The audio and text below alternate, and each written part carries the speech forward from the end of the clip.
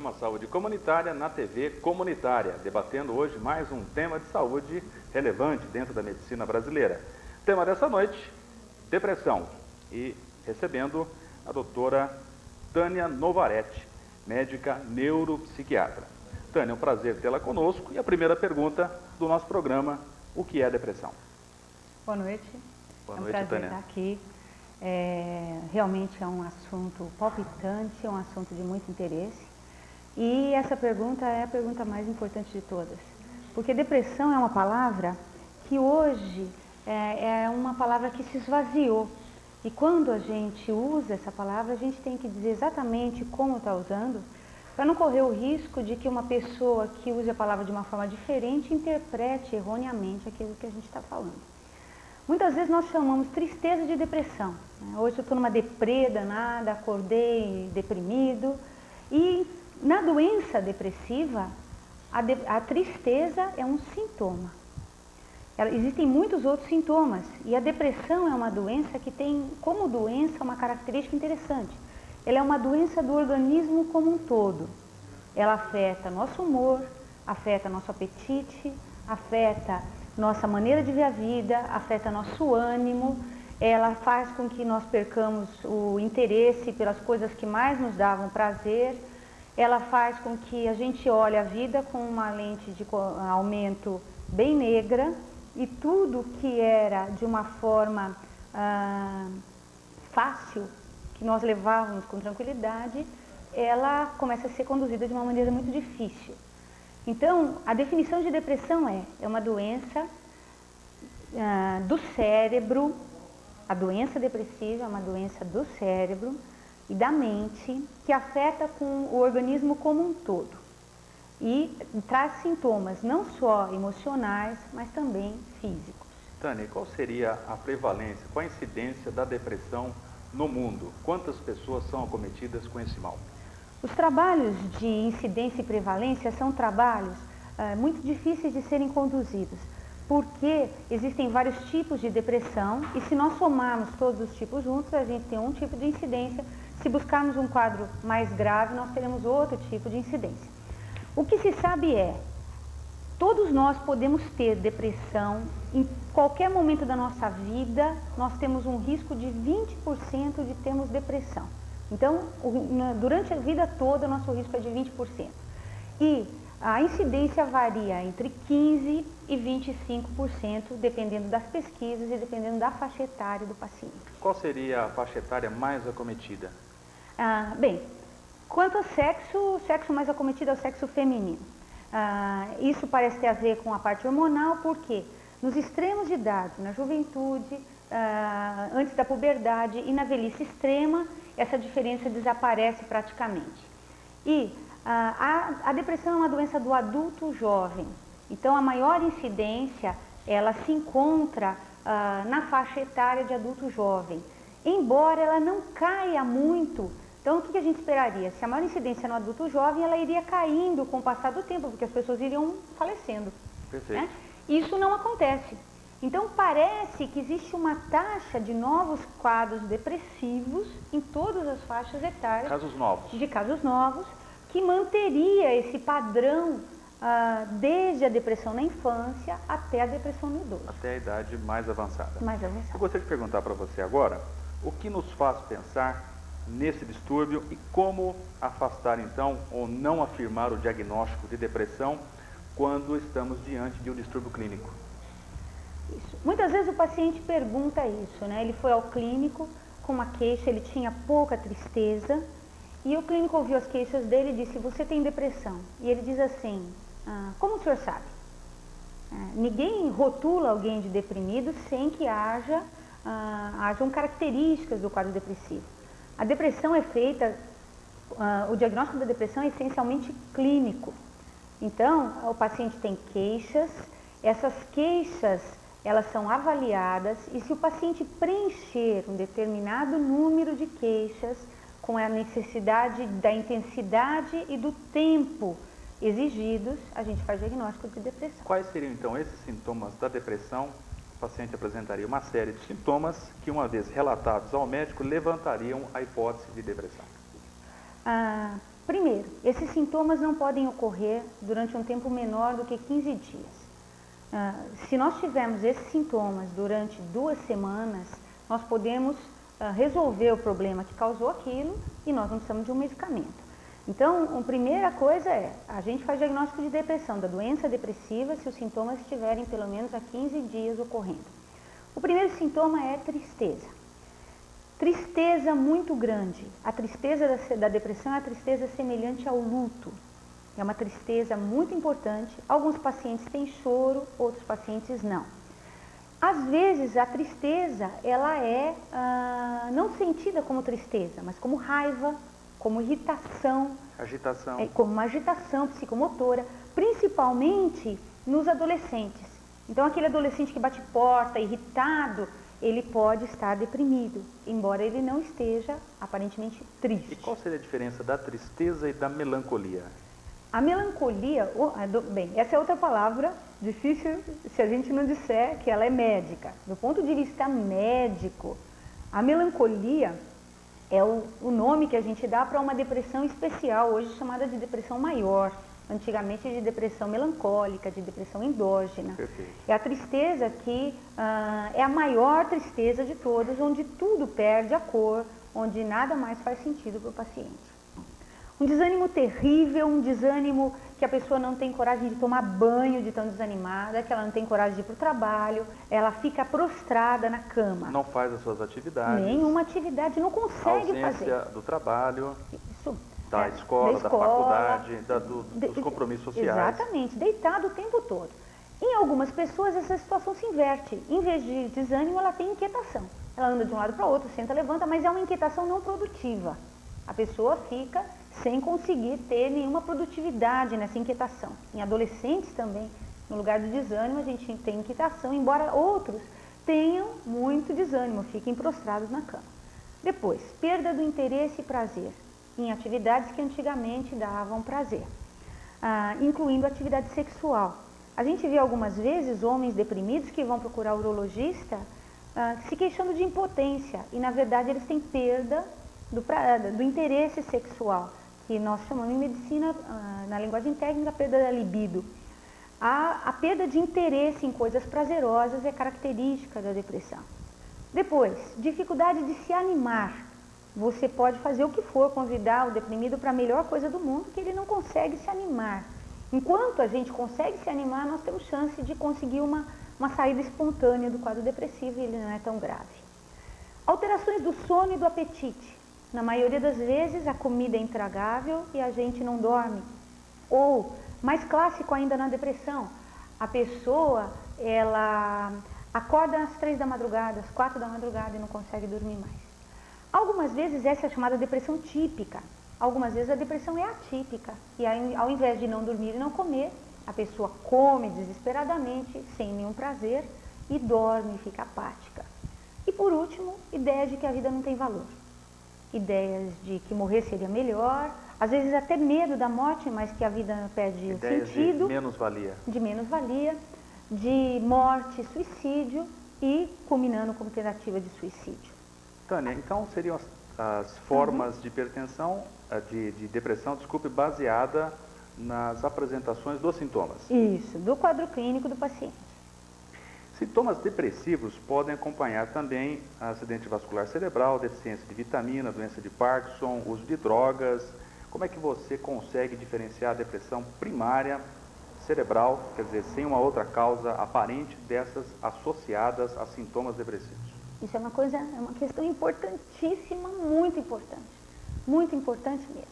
Bem, os quadros que são motores na neurologia, principalmente a doença de Parkinson, a doença de Huntington, esses quadros que são motores, que a gente chama subcorticais, são quadros em que a depressão faz parte do diagnóstico. Então, o paciente com doença de Parkinson, ele também tem depressão. Pode ser uma depressão mais grave ou menos grave, mas ele sempre tem depressão junto. As duas coisas têm que ser tratadas, são entidades comórbidas que ocorrem conjuntamente.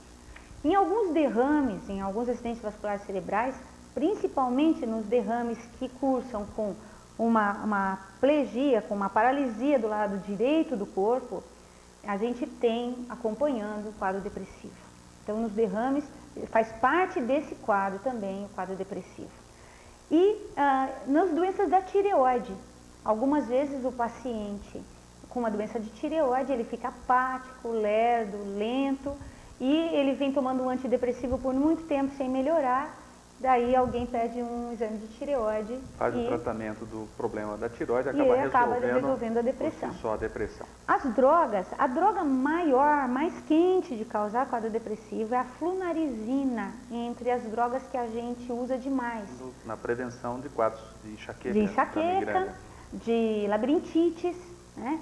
A flunarizina é uma droga maravilhosa, excelente, mas que não deve ser usada mais do que 4 meses. Porque se ela for usada por longo prazo, ela desencadeia quadros depressivos muito graves, até quadros parkinsonianos se usada por um tempo longo.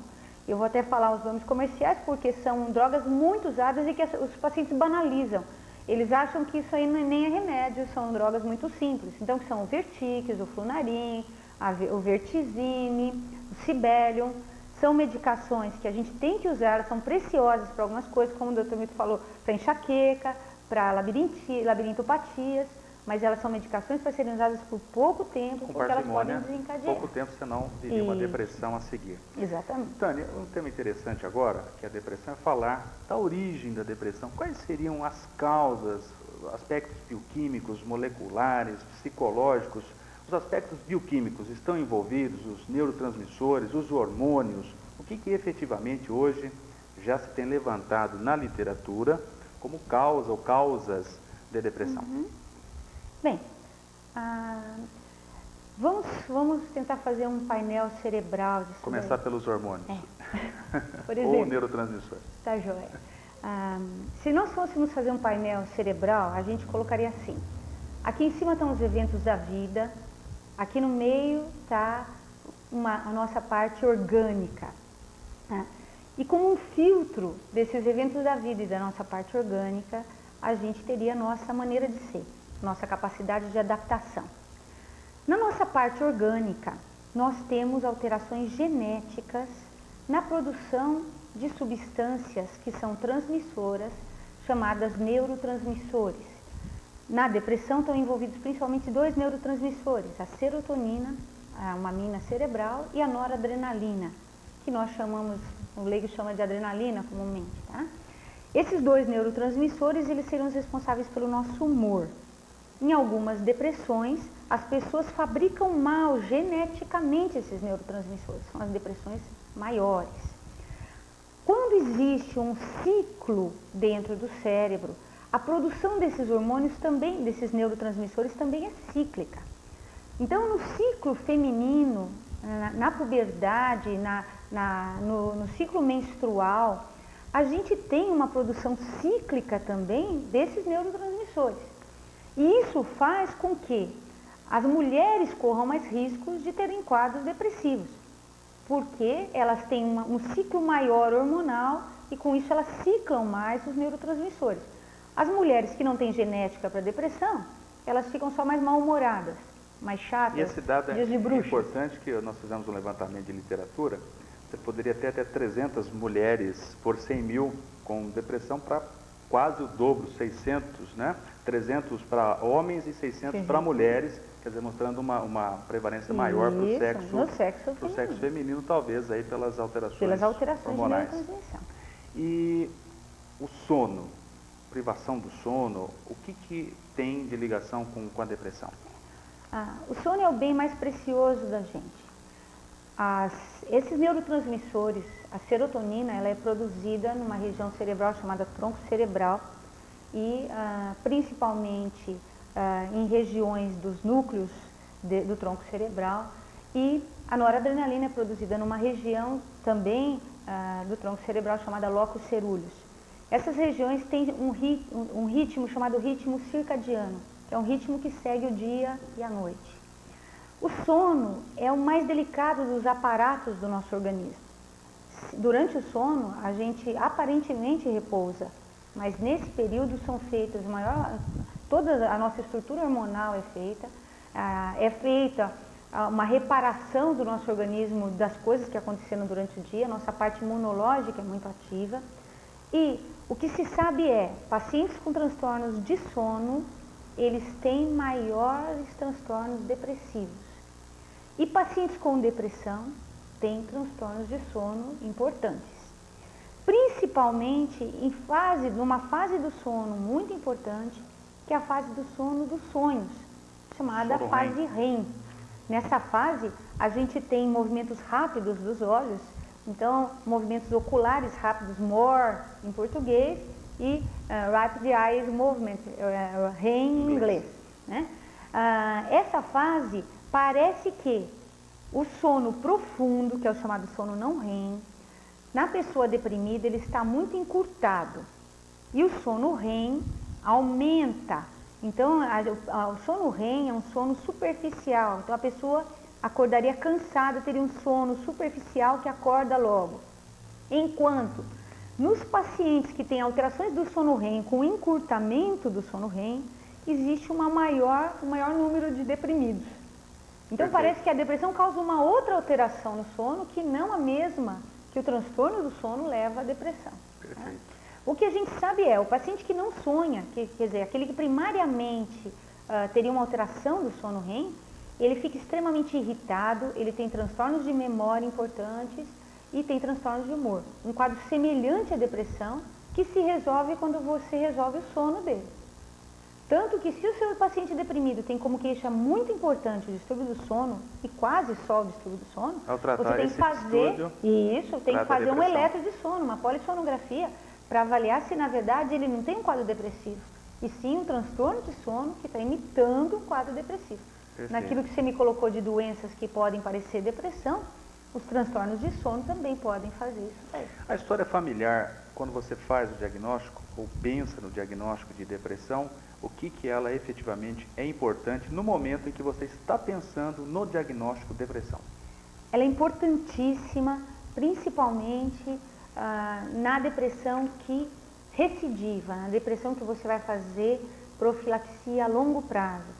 Dentro daquilo que nós colocamos, naquele paciente que tem uma alteração da parte genética dele.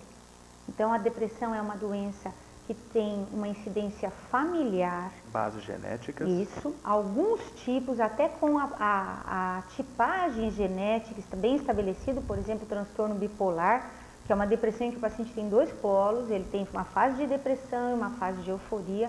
Essa fase é muito, muito genética, até com estudos genéticos bem conduzidos, mas existe uma incidência familiar aumentada de depressão. Se o paciente tem uma história familiar, ele é um paciente que você tem que ter cuidado com ele. Ele é um paciente que tem muito mais risco de ter uma recorrência do seu quadro depressivo, é um paciente que tem muito maior chance de ter uma cronicidade desse quadro depressivo. Tânia, e você como neuropsiquiatra, que fez residência em neurologia, ao pensar no diagnóstico de depressão, você já falou e valorizou a história familiar, quais outros exames complementares você lançaria a mão para fechar esse diagnóstico de depressão? Bem, o paciente deprimido ele tem que ser examinado como qualquer outro paciente. Quando citei as drogas, me prendi a flunarizina, mas, por exemplo, as drogas importantes que causam depressão são os antihipertensivos. Então, às vezes, você tem um paciente hipertenso, você vai examiná-lo e você pergunta do antihipertensivo e ele relaciona 2, 4, 6 meses depois do uso do antihipertensivo eu comecei a ter isso.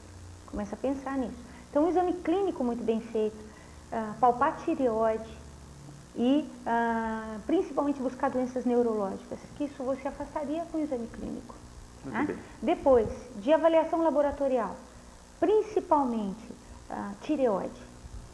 Além disso, quadros anêmicos importantes também podem dar depressão, carências de vitamina, e isso você fez o exame clínico do paciente. Se ele tem uma carência importante ou uma anemia importante para você pensar no quadro depressivo, você vê essa anemia, o paciente vai estar descorado, o paciente vai estar com alterações de hipovitaminose. Então é um diagnóstico essencialmente clínico e que o exame importante a ser pedido, que seria um exame que você não teria acesso examinando o paciente, seria a avaliação tireoidiana. Muito bem, nós estamos hoje debatendo o tema depressão, recebendo a médica neuropsiquiatra Tânia Novaretti. Nós vamos ao nosso primeiro intervalo e voltaremos a seguir.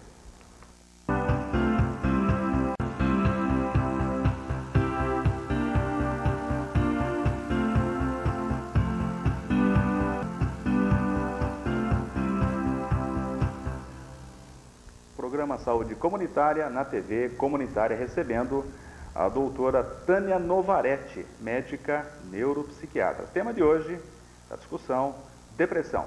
Eu gostaria de perguntar, nesse momento, a Tânia, o aspecto psicológico na depressão. Tânia, qual é a correlação depressão, aspectos psicológicos? A parte emocional da gente é a maior moeda que a gente tem na vida. Ela é a moeda que nos dá a capacidade de conseguirmos comprar um bem-estar no dia a dia.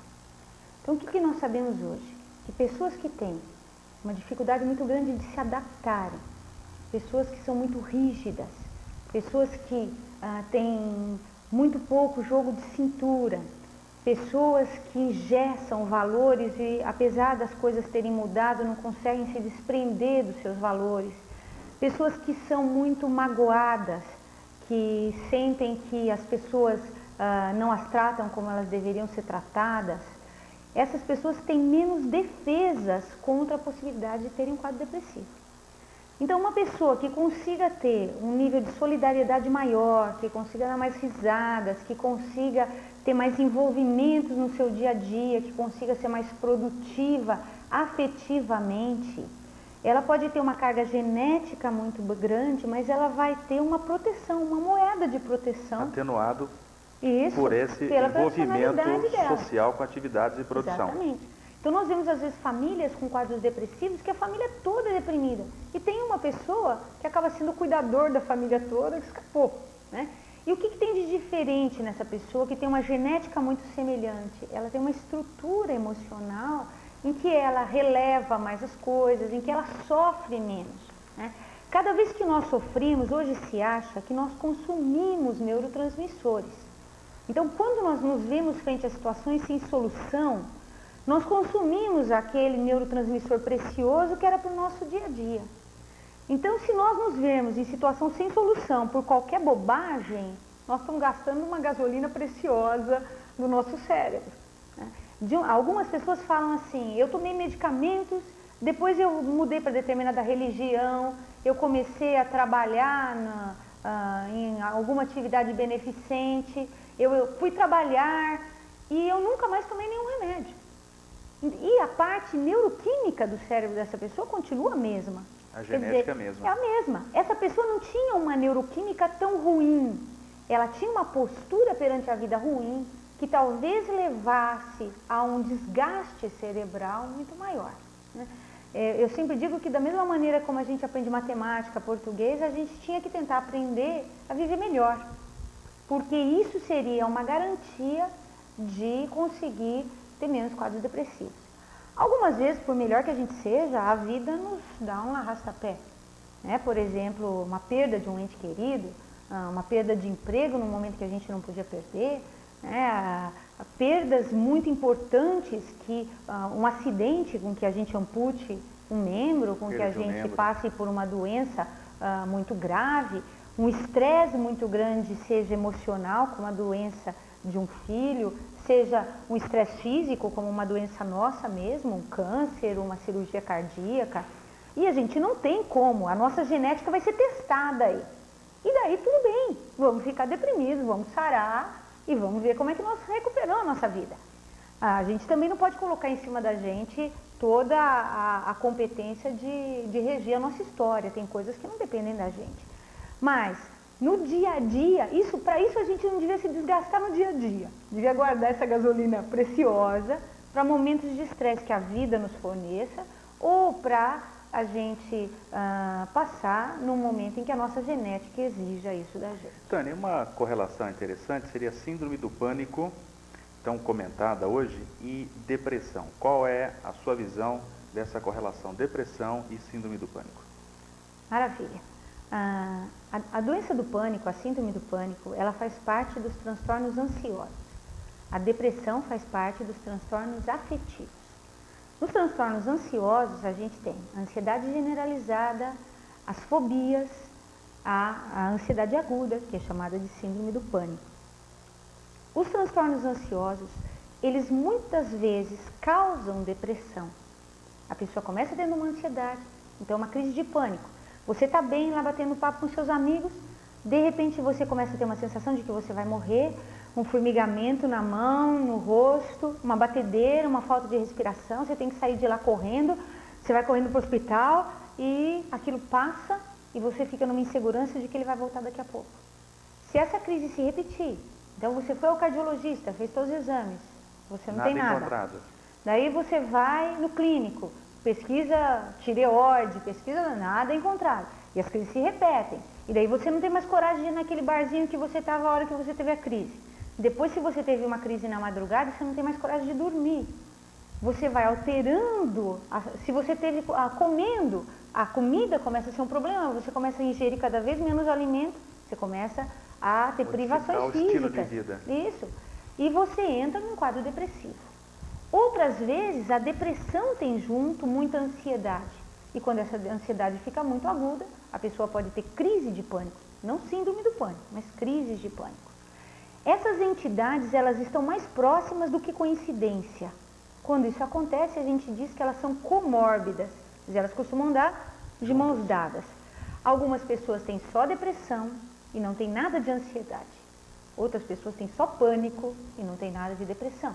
E algumas caminham uma para outra doença, até a hora que em algumas pessoas as duas doenças se imbricam. Tânia, nós poderíamos, nesse momento, falar da depressão em algumas faixas etárias. Eu gostaria que você comentasse depressão em crianças. Como é que se faz esse diagnóstico que, à primeira vista, parece ser mais complexo? Muito complexo. E agora que nós estamos olhando as crianças, né? Nós tínhamos um hábito até uns 20 anos atrás de falarmos que crianças não tinham nada. A criança, ela não dá a conotação para o diagnóstico que o adulto dá. Então, quando a gente fica doente, quando eu sinto alguma coisa, uma dor no peito, eu não sinto só a dor no peito. Eu tenho aquele conhecimento que a dor no peito pode significar um infarto. Então, eu tenho tanto a dor no peito quanto a apreensão. Se eu tenho uma dor de cabeça, a mesma coisa. A criança não. Então, pelo fato de que a criança às vezes diz, eu estou com dor de cabeça e continua brincando, as pessoas acham que a criança na verdade não está com dor de cabeça, porque se ela tivesse, ela não conseguiria brincar. E não é verdade, ela só não tem a visão da dor de cabeça que a gente tem. A mesma coisa ocorre com os transtornos depressivos na infância. As crianças também passam por situações avassaladoras de estresse. As crianças também têm uma genética para depressão às vezes.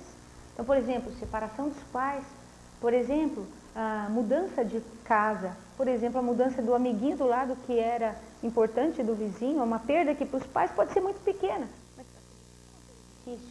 Crianças que tiveram, por exemplo, uma criação em que elas estiveram muito próximas dos pais, elas foram crianças que não aprenderam a confiar em outras pessoas, quando elas têm que frequentar um ambiente novo, como a escolinha, como começar a primeira série, isso é um estresse muito grande para elas, pode desencadear um quadro depressivo.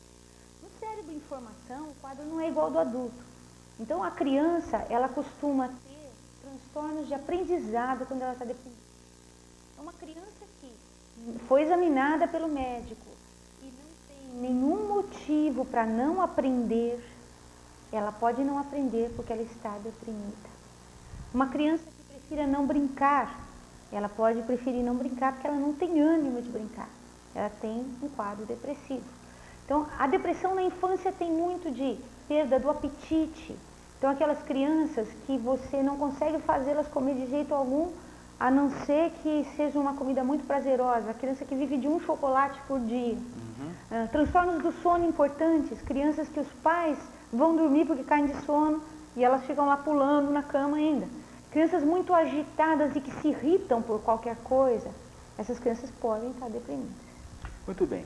E passando nesse momento de criança para um diagnóstico também que não deixa de ser complexo, que é a depressão do adolescente. Como que se faz esse diagnóstico? A depressão na adolescência é mais difícil ainda, porque a adolescência é uma fase muito difícil. né? Adolescência é igual a aborrecência para todo mundo, para os pais, para os adolescentes, é uma fase difícil para eles também. É uma fase difícil para o organismo, em que existe uma chuva hormonal que muda metabolicamente muito a pessoa. Nós temos duas fases metabólicas muito grandes, a primeira até os 2 anos de idade, a outra na adolescência, em que existe uma mudança muito grande no organismo. Uma mudança de visão do mundo, uma insatisfação com os pais que começam a mostrar o adolescente começa a perceber as suas limitações. Os questionamentos. Os questionamentos.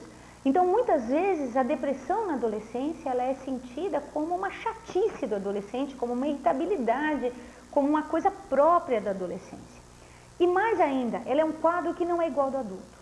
Então, tem menos choro na depressão do adolescente e tem mais raiva, tem mais irritabilidade, tem mais pavio curto e tem muito desinteresse. Então, aquele adolescente que não se interessa por nada, ele não é um adolescente normal.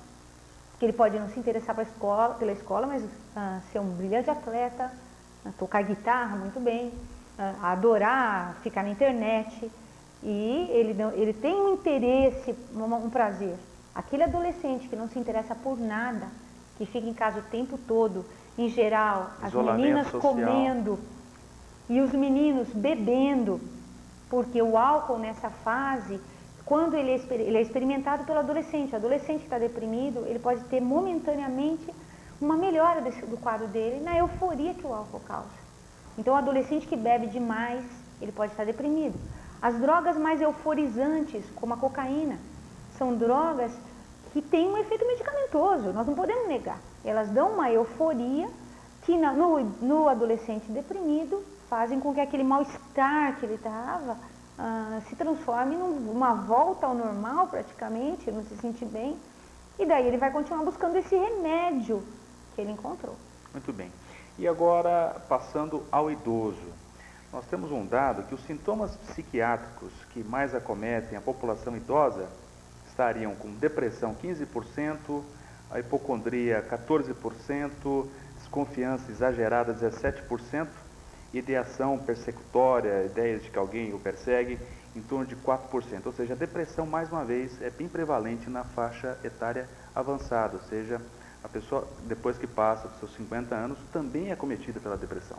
Sim, e isso que você colocou, todas essas outras aí, elas fazem parte do quadro depressivo do idoso, né?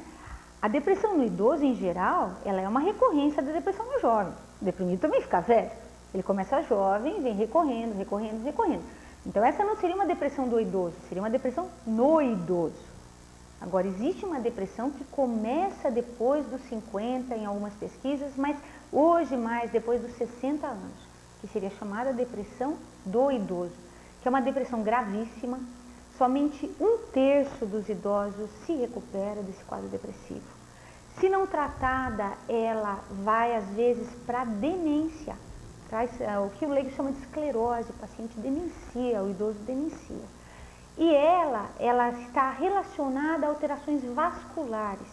Se acredita que a depressão na pessoa idosa tem menos incidência familiar e esteja mais relacionada a alterações de circulação nessas regiões que nós comentamos do cérebro, que seriam as produtoras dos neurotransmissores. Então, essas vias seriam, por falta de circulação, lesadas, o cérebro perderia a comunicação normal e o paciente idoso teria um quadro depressivo eminentemente orgânico e, por isso mesmo, um quadro muito grave. Além disso, o idoso perde os dentes. Então, alguns idosos têm carências alimentares de vitamina e isso pode fazer com que eles tenham uma depressão por um déficit de vitamina. Existiria diferença entre homem e mulher nessa faixa etária? Muito pouca, menos do que na faixa anterior. Nos extremamente idosos, ao redor dos 90, dos 80, 90 anos, praticamente não tem diferença nenhuma.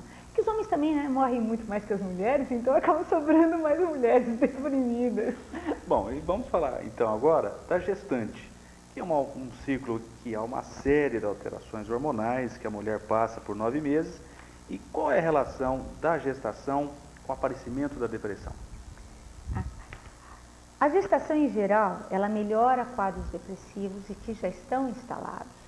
e a mulher é protegida durante a gravidez do quadro depressivo.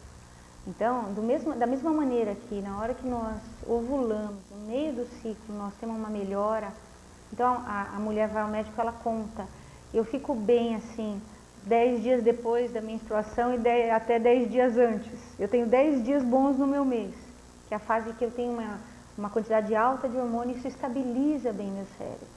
E na gravidez, como a quantidade de hormônio é muito alta, a mulher fica estável. Em geral, até o terceiro mês, os quadros depressivos que já começaram continuam inalterados.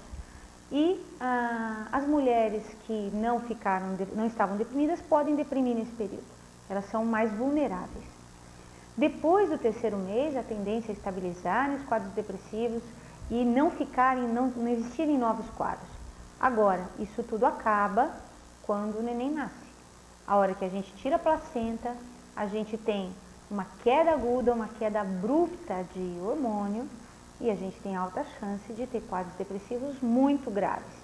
A chamada depressão pós-parto para aquelas que nunca deprimiram e uma recidiva de quadros depressivos daquelas pacientes que já deprimiram.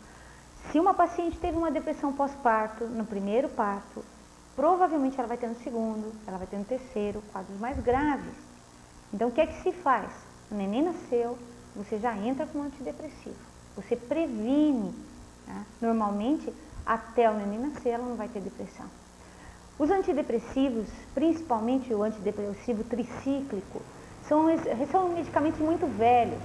A imipramina, que é o tofranil, é uma medicação de 1968. São medicamentos muito, muito antigos. E são medicamentos que a gente sabe que eles têm pouco poder, pouca alteração teratogênica, quer dizer, eles têm pouca chance de fazer o neném ter malformação. Se o quadro depressivo é muito grave durante a gravidez, com risco, porque veja, se ele for grave durante a gravidez, imagina na hora que o neném nascer. São aquelas mães que a gente diz, eu não sei por que ela matou o filho. Ela matou porque o quadro depressivo era tão grave que a gente chama isso de suicídio mútuo, de suicídio por bondade. Esse mundo é tão ruim, eu não vou deixar meu filhinho nele, né? Então você costuma manter durante todo o tratamento o neném, fazer o quê? A quantidade que passa na placenta não é tão alta, mas o neném toma junto o remédio com a mãe, mas pelo menos a gente garante que essa mulher vai chegar até o fim da gravidez e vai conseguir cuidar adequadamente do seu filho. Mas isso são casos esporádicos, são casos muito graves. Nós temos uma pergunta que foi enviada à produção do nosso programa, que pergunta em relação a uma criança de 1 ano e 3 meses que está com sintoma de depressão. O que fazer com esse tipo de situação? Segundo o dado, a criança não come, mas não tem nenhum problema de saúde. Como é que se faria esse diagnóstico? E o primeiro pensamento em relação à depressão, o que poderia ser feito? Nós não temos pesquisa, é muito complicado fazer pesquisa em criança. E não se tem pesquisa com os antidepressivos clássicos para uma criança dessa faixa etária. Então, normalmente, a gente não usa medicação numa faixa etária dessa. Não é só o quadro não é só com remédio que a gente melhora um quadro depressivo. A gente pode melhorar um quadro depressivo tentando estimular, principalmente um cérebro jovem, um cérebro que tem muito mais reserva do que o cérebro adulto, tentando estimular essa criança a participar da vida. Então, essa criança, se ela foi examinada por um pediatra, se ela não tem nenhum quadro que justifique, não sei se é um quadro de agitação, não foi descrito, quais são os sintomas, um quadro de apatia, né? O não comer, o ideal seria encaminhar essa criança para uma psicoterapia. A ludoterapia se consegue fazer, não se consegue dar remédio, mas se consegue fazer terapia com uma criança muito pequena, né? A ludoterapia e uma orientação dos pais para conduzirem com mais tranquilidade esse quadro. Porque vejam, para a gente ter um quadro tão jovem, um quadro depressivo, tem que ter uma genética muito exuberante. Então, talvez a gente deva ter uma história familiar muito alta, porque se não tiver, provavelmente essa criança não tem um quadro depressivo. Não seria normal ter um quadro depressivo tão jovem, sem história familiar. Muito bem. Né? Ajustar a família, ver o que está acontecendo que possa fazer a criança sofrer e conduzir isso daí da melhor maneira possível. Muito bem, saúde comunitária na TV Comunitária, recebendo a doutora Tânia Novaretti, debatendo conosco o assunto depressão. Nós vamos ao nosso intervalo e voltaremos a seguir falando do tratamento da depressão.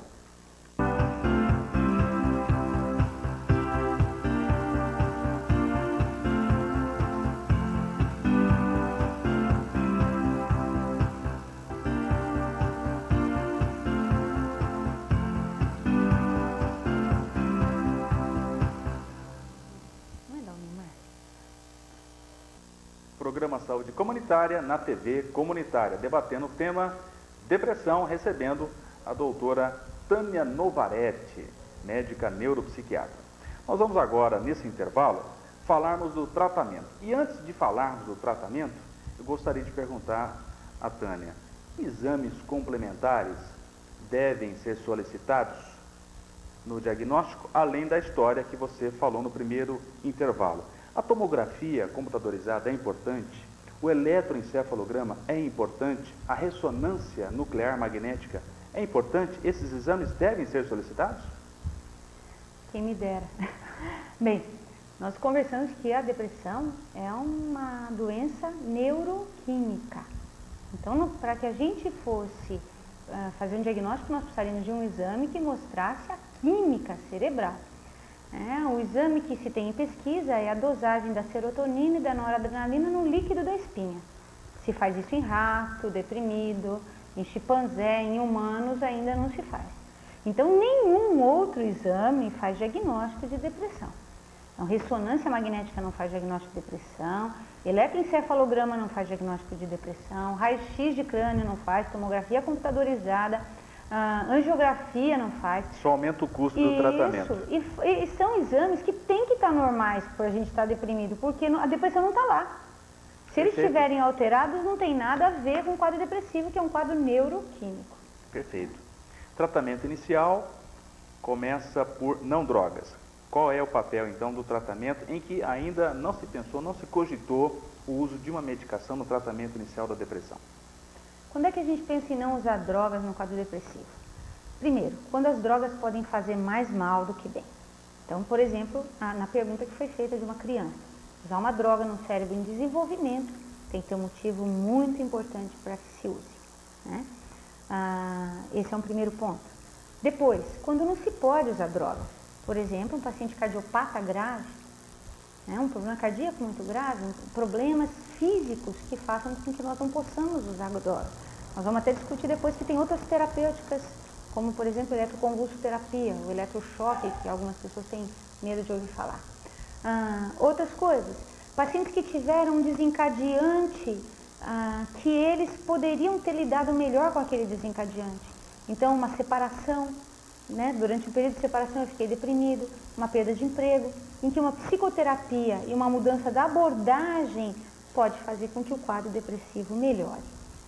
Depressões não muito graves, depressões que são resultantes de estressores importantes. Então a pessoa vem, ela trabalha durante 5 anos sem férias, ela quase não dorme, ela não tem nenhum hobby, ela não tem nenhuma outra coisa no seu trabalho. Com o tempo aquele trabalho que era tudo para ela vira a coisa pior do mundo e ela entra num quadro depressivo. Talvez se ela ajustar a vida dela, ela não precise de uma medicação e ela consiga sair do quadro depressivo. O que nós sabemos é, quanto mais tempo demora para ser tratado um quadro depressivo, mais grave ele fica, maior o tempo de uso da medicação. Então tem que se saber muito bem não tratar. Tem que se saber muito bem que abordagem dá. Eu comento que as pessoas que mais me encaminham pacientes com depressão são as psicólogas, que hoje sabem muito bem isso. Então elas sabem que se você fizer uma terapia, uma psicoterapia o tempo todo com um paciente que está muito deprimido, você vai fazer psicoterapia da doença depressiva, não do paciente. Porque ele não consegue mudar de discurso por causa da depressão. Enquanto daí medicando, a terapia flui, o remédio pode ser tirado até mais cedo e a pessoa recidiva muito menos o quadro depressivo. A adequação de dieta, do sono, apetite, interfere nesse tratamento sem drogas? Sem dúvida. Se você encontrar alguma coisa marcante, o ideal é mudar aquilo. Então, o paciente que faz questão, por exemplo, de dormir na madrugada e que relaciona que depois desse caminho que ele começou a dormir na madrugada, dormir muito mal, ele começou a ficar deprimido. O paciente que abusa de álcool, que abusa de estimulantes como Coca-Cola, por exemplo, algumas pessoas começam a ter quadros de dependência de estimulantes porque ficam deprimidas na parada do estimulante. Então vamos pagar o preço, vamos parar o estimulante. Pessoas que ficam dependentes de anfetaminas para emagrecer. Muitas vezes não é tratar o quadro depressivo, é parar a anfetamina. Perfeito. Considerando a taxa de recorrência de 50% da depressão, vamos considerar que houve uma resposta inicial, tratamento sem drogas, isso persistiu por anos, houve um retorno da depressão por um motivo qualquer. Em que momento e quais drogas você inicialmente utiliza no tratamento da depressão? As drogas antidepressivas não são todas iguais. Cada droga tem o seu perfil. Nós ainda não temos hoje uma droga que consiga servir para todos os tipos de depressão. Algumas drogas melhoram mais determinados sintomas do que outras. Então existem drogas que a gente chama em neurologia que elas são drogas mais sujas. Elas agem em maiores regiões do cérebro. Então elas são para depressões mais graves, com sintomas mais floridos, com todos os sintomas. Então paciente deprimido muito grave, com muitos sintomas, a gente prefere drogas que ajam em vários lugares. Por exemplo, os antidepressivos tricíclicos, né? Muito bem. Que são drogas que são antigas, têm efeitos colaterais graves, porque agem em muitos lugares, mas são muito potentes. Pacientes que têm quadros mais benignos e quadros mais específicos, a gente age com drogas mais limpas, digamos assim, que tem uma ação em um determinado ponto e para resolver aquele determinado sintoma. Considerando o risco de suicídio nos deprimidos na casa de 15%, além do tratamento não farmacológico, agora com drogas, como é que fica essa orientação, prevenção de suicídio? Quando você consegue que o seu paciente que tentou suicídio não morra, e ele sai da depressão e você pergunta para ele por que você tentou se matar, já que você tem família, por que você tentou se matar? Ele diz que ele não sabia que estava se matando, que é como se ele tivesse recebido uma ordem do cérebro dele para que ele se aniquilasse. Se relaciona a tentativa de suicídio na depressão a diminuição extrema da taxa de serotonina. Tá? Então, o paciente precisa saber disso. Algumas vezes o paciente está acompanhado da família e você pergunta para ele assim, você anda namorando a morte? Tá? Você está pensando em se matar? E o familiar fica extremamente inquieto, porque ele tem a sensação que o médico falando isso, o médico vai estar sugerindo para o paciente uma coisa que não tinha ocorrido para ele, e que ele pode falar, puxa vida, olha só, eu podia me matar. Quando, na verdade, a própria depressão está associada ao suicídio. Exatamente. Não é o médico que sugestiona. Existe uma taxa terrível que diz que 98% dos pacientes que se mataram procuraram um médico, seja de que especialidade foi, uma semana antes de tentarem se matar. E não tiveram abertura, provavelmente, para colocar isso. O diagnóstico é negligenciado. Exatamente. Tá? Às vezes, a família sente, ao colocar eu quero morrer, como um desabafo, não vai acontecer, ele nunca faria isso, porque ele normalmente não faria. É ele deprimido que faz. Outras vezes acontece uma coisa muito macabra. O paciente vem angustiado, daí ele decide se matar e acaba a angústia, porque ele resolveu o problema, ele vai se matar. Então, na semana antes do suicídio, ele está ótimo.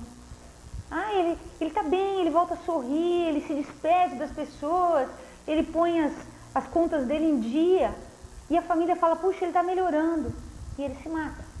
Então, nunca a gente deve negligenciar. A gente sempre deve abordar na consulta, perguntar o nível de namoro com a morte. Uma coisa é você querer que Deus te leve porque a vida está chata. Outra coisa é você ter comprado um revólver ou ter comprado uma corda. Tá? A pessoa deprimida não blefa. Ela se mata, mas ela conta antes. Então essa história de dizer que quem se mata não fala, isso não é verdade. Muito bem. E qual seria o papel da eletroconvulsivoterapia como um método complementar a não drogas, as drogas que você falou, comentou, e agora esse tipo de modalidade terapêutica? A eletroconvulsivoterapia é um nome médico de uma coisa que é vista pelos pacientes como aterrorizadora, que é o eletrochoque. porque essa modalidade foi usada como tortura em regimes ditatoriais. A eletroconvulsoterapia, ela é feita assim, se passar uma corrente elétrica no cérebro, momentaneamente você desorganiza toda a parte neuroquímica cerebral. E aparentemente depois disso ela se reorganiza e se reorganiza bem. A eletroconvulsoterapia, ela é mais potente que todos os anticonvulsivantes. Então, como tratamento, ela é um tratamento muito bom.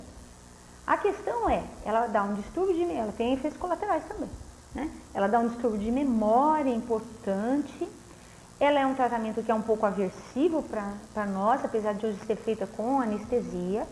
Então, ela é reservada para depressões intratáveis. Os remédios não curam todas as depressões. Existem depressões que os remédios não curam. Nessas depressões a gente faz eletroconvulsoterapia. Existem algumas psicocirurgias para depressão também, que são deixadas para esses casos graves. Ela é reservada para pessoas que não podem tomar remédios. Então, em alguns países que ela é feita de rotina para mulheres grávidas, a eletroconvulso não faz mal para o neném. Tá? Ou para mulheres grávidas com uma depressão muito grave que precisaria de uma dose muito alta de remédio que faria mal para o feto, e para idosos que não poderiam tomar remédios. Muito bem. Programa Saúde Comunitária na TV Comunitária, recebendo a doutora Tânia Novaretti. Tânia, nós debatemos esse assunto extremamente complexo, que é a depressão, e para finalizar esse programa, eu gostaria que você comentasse as perspectivas futuras nesse tratamento da depressão. Até há 15 anos atrás, nós tínhamos medicações para depressão, que eram medicações que tinham efeitos colaterais muito graves. Hoje nós temos medicações muito mais benignas, com tempo de ação muito mais rápido, e cada dia nós vamos ter medicamentos melhores. Acontece que tratar a depressão não é tomar um remédio. Não existe pílula da felicidade, graças a Deus. Encontrar um bem-estar físico, psíquico e mental é uma busca pessoal nossa como seres humanos. Então, o que eu acredito é que a gente tem que ver que existe uma depressão orgânica. Existem pessoas que têm uma genética tão forte que, por mais estáveis que elas sejam, que por melhor que elas conduzam a vida delas, elas vão precisar de uma medicação. E para essas pessoas nós temos medicações cada vez melhores. Agora, nós temos que ter uma abordagem muito maior da nossa qualidade de vida e da nossa ação no mundo do que uma abordagem medicamentosa para a grande maioria dos quadros depressivos. Se nós investirmos em qualidade da nossa vida, provavelmente nós vamos conseguir passar por esses 20% nosso com muito menos chance de cair. Muito bem, Tânia, obrigado por ter vindo. E o assunto é extremamente complexo, acho que vale a pena debater uma outra vez. Puxa vida, eu que agradeço, Milton, foi muito bom e coloco-me à disposição, caso vocês queiram que eu volte. Muito Obrigada. bem, muito obrigado. E tenho certeza que a Tânia vai voltar outras vezes aqui no programa Saúde Comunitária. Programa Saúde Comunitária, na TV Comunitária, debateu o tema hoje, depressão, uma doença que acomete até 25% da população mundial. O programa Saúde Comunitária tem o apoio da Associação Paulista de Medicina. Direção do nosso programa, Ademir Marques. Voltaremos na próxima semana debatendo mais um tema de saúde. Tenham todos um ótimo final de semana e boa noite.